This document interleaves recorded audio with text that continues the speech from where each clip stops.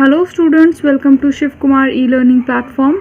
आज की इस वीडियो में हम डिस्कस करेंगे conversational classroom instruction and punctuation.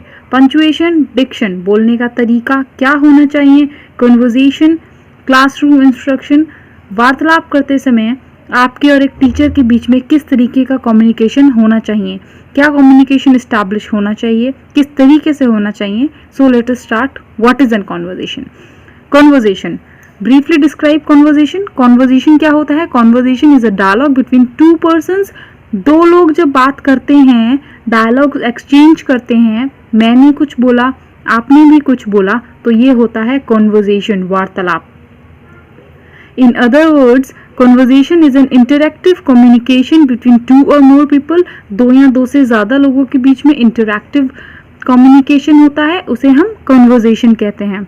Conversation is an important way to know different people and convey our ideas and thoughts with the help of words. Conversation क्या होता है? Conversation एक important तरीका है different लोगों को जानने का, उनसे बात करने का, अपने ideas, अपने thoughts उनके साथ share करने का, उनके ideas और thoughts समझने का।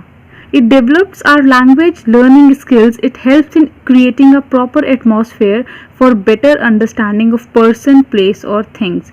ये important है, क्यों? क्योंकि it develops a language learning skill. कई बार ऐसा होता है हम नए words सीखते हैं जब किसी से बात करते हैं।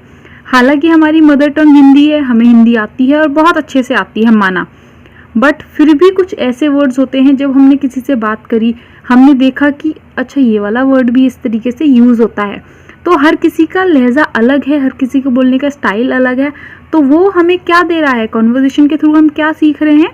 Learning skills. It helps in creating a proper atmosphere.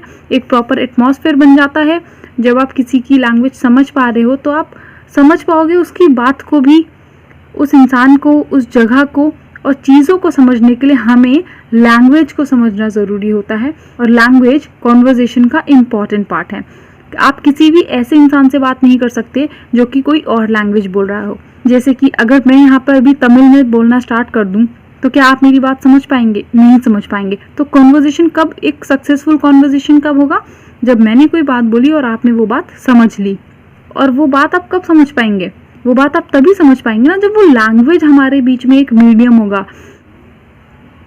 Now switching over to the types of conversations. First is debate, dialogue, discourse and diatribe. What are these? Debate क्या होता है भाई? Debate is a competitive two-way conversation. दो लोग compete करने के तौर पर बात कर रहे होते हैं। बात क्या? बहस होती है, डिबेट होती है, बहस, जिसका मोटिव होता है जीतना। The goal is to win an argument or convince the third party.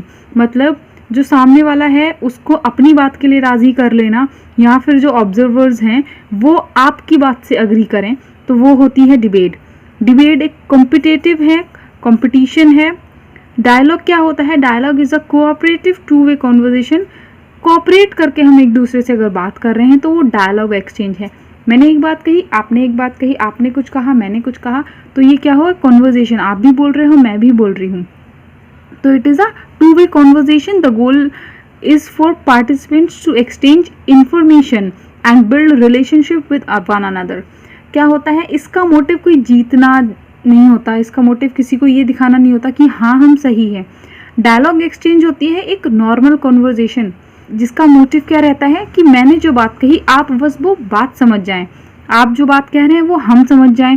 तो एक रिलेशनशिप बिल्डअप करना और एक दूसरे को समझना ही डायलॉग का पर्पस होता है।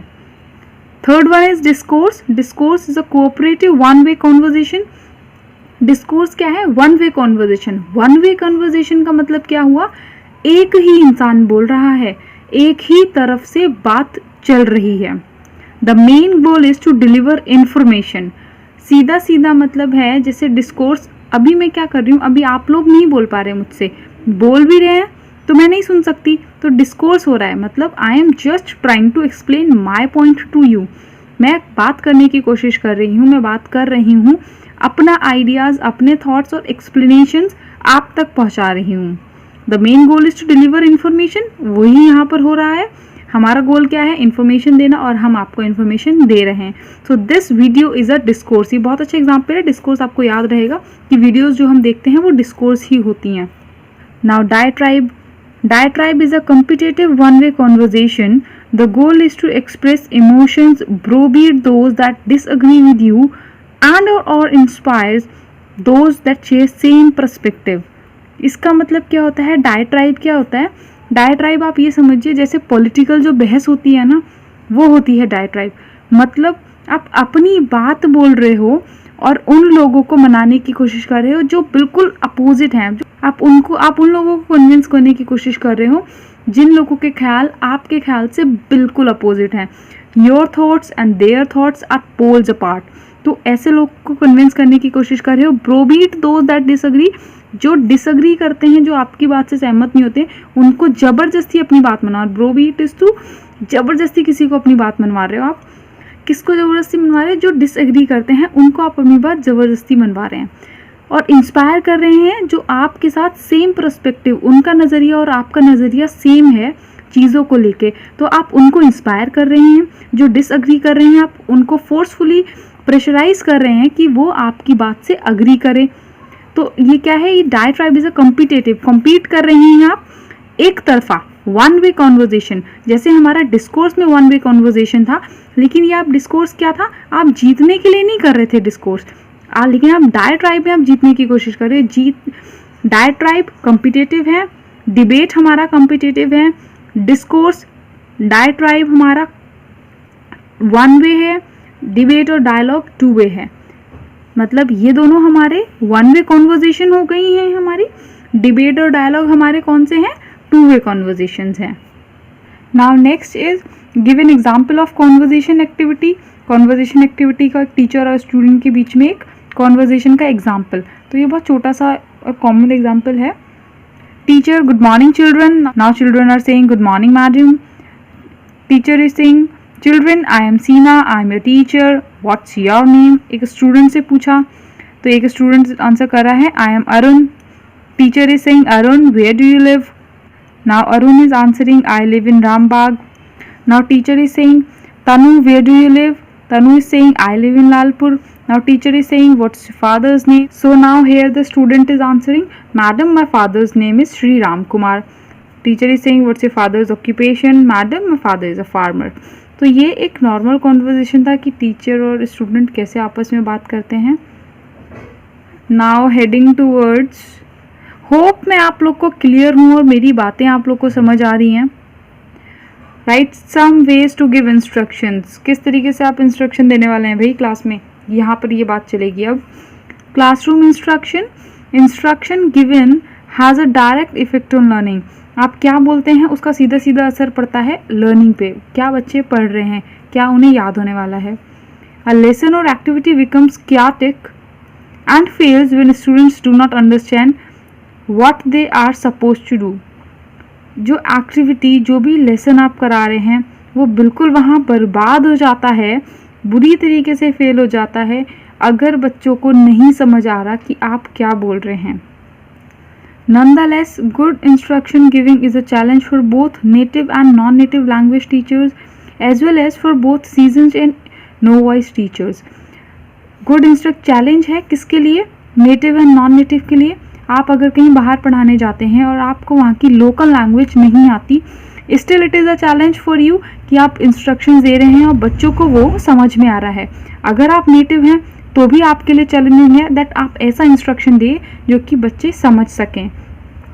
As well as for both seasoned and novice teachers, non experience teachers and ad hoc पे जो टीचर्स लगे होते हैं वो सीजन एंड नॉन वॉइस, बहुत शॉर्ट पीरियड ऑफ टाइम के लिए आए हुए टीचर्स, वो भी बहुत सारे चैलेंजेस फेस करते हैं during the instruction giving. However, instruction giving is a skill that is sometimes neglected for pre-service and in-service teachers in teacher learning programs. इसका मतलब क्या होता है, टीचर लर्निंग प्रोग्राम्स जो भी हैं, जैसे कि आप अपना मानिए, तो उसमें क्या होता है, उसमें आपको इन चीज़ों की नॉलेज नहीं दी जाती. Instruction giving is a skill that is sometimes neglected. मतलब आपको किस तरीके से इंस्ट्रक्शन देने हैं आपको नॉलेज ही नहीं दी जाएगी, आपको पता ही नहीं होगा। और सर्विस में भी चले जाएंगे आप, while going in the service also आप अपनी समझ से तो कर रहे हैं, इंस्ट्रक्शन दे रहे हैं, बट ये कोई आपके पास प्रायर नॉलेज या फिर प्रॉपर स्किल ट्रेनिंग नहीं है आपके पास कोई इस चीज़ की, तो ये चीज़ जो है अक्सर निगलेक्ट कर दी जाती है। New teachers might assume that it is a skill that will be naturally mastered. बोले न्यू टीचर्स को क्या लगता है कि ये जो स्किल है इसमें है ही क्या, ये तो नेचुरली हमको आ ही जाएगी। More experience teacher might assume that it is a skill they have already mastered. और जो पुराने हो जाते हैं उनको लगता है कि अरे मैं तो अब इतने साल से टीचिंग कर रहा हूँ, इतने साल से टीचिंग कर रही हूँ, तो ये तो मुझे आता ही है। तो एक तो है कॉन्फिडेंस, ओवर कॉन्फिडेंस कि भाई हाँ ये तो मुझे आता ही है, तो एक ने ओवर कॉन्फिडेंस में इस चीज़ को छोड़ दिया और दूसरे ने सोचा इसमें है ही क्या सीखने वाला। तो ये चीज़ इसी तरीके से निगलेक्ट कर दी जाती है और सिखाई नहीं जाती इंस्टीट्यूट्स में। For all language teacher, however, instruction giving is an area that deserves attention and practice. ऐसा नहीं है कि इंस्ट्रक्शन देने में है ही क्या, ये भी अटेंशन मांगता है, ये सेक्शन भी, इसमें भी हमें अटेंशन देनी पड़ती है और प्रैक्टिस करनी पड़ती है। As it has a major impact on how well students are able to carry out activities. कि आपने कुछ बोला, स्टूडेंट्स ने उन्हें कैसे समझा, किसी ने कैसे समझा, किसी ने कैसे समझा, और उस एक्टिविटी को कैसे ब्रिंग आउट किया गया, उस एक्टिविटी को कैसे अंजाम दिया गया, and as a result how well they learn. और फिर एक्टिविटीज़ के थ्रू ही हम लर्न करते हैं, मेजर चीज़ हम जो लर्न करते हैं वो एक्टिविटीज़ के थ्रू ही करते हैं। तो आप जो इंस्ट्रक्शंस दे रहे हैं उस इंस्ट्रक्शन के थ्रू मिसगाइड हो रहे हैं अगर बच्चे, तो फिर तो आपकी वहाँ पर वो एक्टिविटी फेल हो जाएगी, वो लर्निंग वहाँ पर फेल हो जाएगी। इसलिए इंस्ट्रक्शन गिविंग इम्पॉर्टेंट पार्ट होता है in a conversation. Now what all are the ways of giving instruction, हम कैसे इंस्ट्रक्शन दे सकते हैं। So here is the one ways of giving instruction. Giving instruction in a mother tongue, हम मातृभाषा में उन्हें सिखा रहे हैं। अगर हमारी मातृभाषा हिंदी है तो हम हिंदी बोल रहे हैं, अगर हमारी मातृभाषा इंग्लिश है तो हम उन्हें इंग्लिश में समझा रहे हैं। Instruction giving is an occasion that challenges the use of L1 in the L2. मतलब L1 in L2 is language 1 को हम किस तरीके से यूज करेंगे when we are taking L2 class, किसी और लैंग्वेज का, लैंग्वेज सेकंड का क्लास अगर हम ले रहे हैं तो हमें इंस्ट्रक्शंस देने हैं, तो हम कैसे देंगे। Some use of the mother tongue might be necessary. अब कुछ ना कुछ तो मदर टंग का आप यूज करेंगे ही, थोड़ा बहुत तो आप मदर टंग का यूज करेंगे ही, because that is in your blood. तो मदर टंग अगर आप लैंग्वेज सेकंड में भी समझा रहे हैं तो कहीं ना कहीं नेसेसरी रहेगी आपको समझाने के लिए। Students should be introduced to the use of English from the first class as it will help the students to understand that foreign language are not just subjects to be studied but are also and more importantly a means of communication.